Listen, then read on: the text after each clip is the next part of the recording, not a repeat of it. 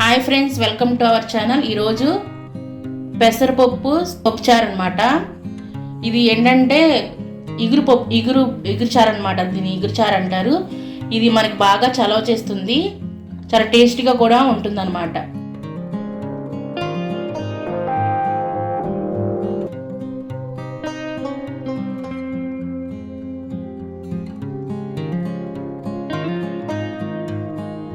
నేను 1 కప్పు పెసరపప్పు వేసుకున్నాను. దాన్ని శుభ్రంగా ఒక 3-4 సార్లు కడిగేసుకున్నాక ఉడకపెట్టుకోవాలి. తర్వాత ఇలాగా మెత్తగా ఉడకపెట్టుకోవాలి. ఇప్పుడు మనం వీటి తయారీ విధానం చూద్దాం. ఇప్పుడు మనం పప్పు తీసుకున్నాము. ఈ పప్పులో, పెసరపప్పులో ఇందులో మనం ఉల్లిపాయలు, పచ్చిమిర్చి, కొత్తిమీర వేసేసుకోవాలి. ఇవన్నీ ఇలా వేసేసుకున్నాక ఇందులోనే మనం ఒక 1/2 టేబుల్ స్పూన్ పసుపు, అలాగే 1 స్పూన్ కారం, మనం పచ్చిమిర్చి 4-5 పచ్చిమిర్చి వేసుకున్నాం కాబట్టి ఇది సరిపడా సాల్ట్ వేసుకున్నాక ఇప్పుడు మనం కొద్దిగా వాటర్ పోసుకోవాలి. ఇలా వాటర్ పోసుకుని ఇదంతా మంచిగా పిసకాలి. టేస్ట్ చాలా బాగుంటుంది.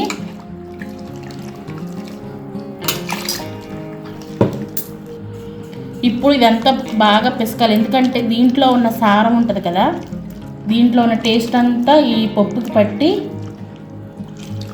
బాగుంటుంది అన్నమాట. అందుట్లో మనం నీ చేతి వంట బాగుంటుందని అంటారు కదా అందరితో, అట్లాగే అది మన చేతిలో ఉన్నది కూడా మంచిగా టేస్ట్ ఉంటుంది అన్నమాట. ఇలా చేతితో పిసికి చేస్తే ఇప్పుడు మనం వాటర్ పోసేసుకుందాం.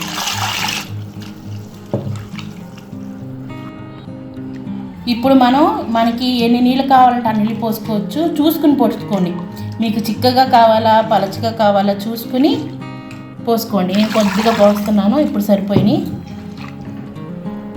చూసారు కదా, ఈ విధంగా మొత్తం కలిపేసుకున్నాక దీంట్లో మనం ఉప్పు చూసుకోవాలన్నమాట. ఉప్పు సరిపోయిందా లేదా, కరెక్ట్గా సరిపోయిందండి ఉప్పు.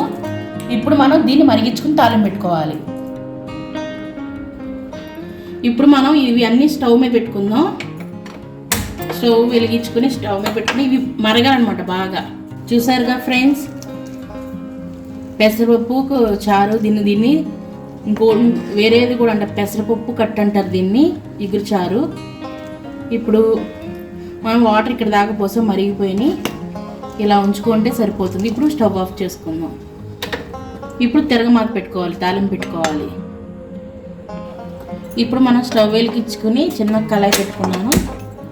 ఇప్పుడు కొంచెం ఆయిల్ పోసుకుందాం. ఇందులో తిరగమాతకి, మనకి తిరగమాతకి ఆయిల్ ఎక్కువ అక్కల, కొద్దిగా సరిపడా ఆయిల్ చాలన్నమాట. ఇవి కాగాలి. ఇప్పుడు మనం ఎల్లుల్లిపాయలు చితక్కొట్టుకొని వేసుకోవాలి. ఇవి 1-2 నిమిషాలు ఇలా వేయించుకుని ఇప్పుడు ఇందులో మనం 1 స్పూను కారం దినుసులు, మంచిగా వేపుకోవాలి. తర్వాత ఎండుమిర్చి, 1-2 ఎండుమిర్చి, అలాగే కొద్దిగా కరివేపాకు. ఇప్పుడు మనం స్టవ్ ఆఫ్ చేసుకుని తాలింపు చేసుకుని మూత పెట్టేయాలి, ఎందుకంటే ఆ ఫ్లేవర్ అంతా బయటకు రాకుండా ఉంటుందన్నమాట. చూసారుగా ఫ్రెండ్స్, పెసర కట్ అనమాట. దీన్ని పెసరపప్పు ఇగురు చారు. ఇప్పుడు చాలా టేస్టీగా ఉంటుంది. తాలింపు పెట్టుకుని చూడండి ఎంత కలర్ఫుల్గా ఉందో. ఒకసారి అది ట్రై చేయండి, చాలా టేస్టీగా ఉంటుంది.